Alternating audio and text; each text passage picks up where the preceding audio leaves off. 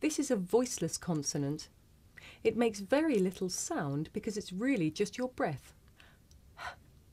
You can hear it at the beginning of the word here.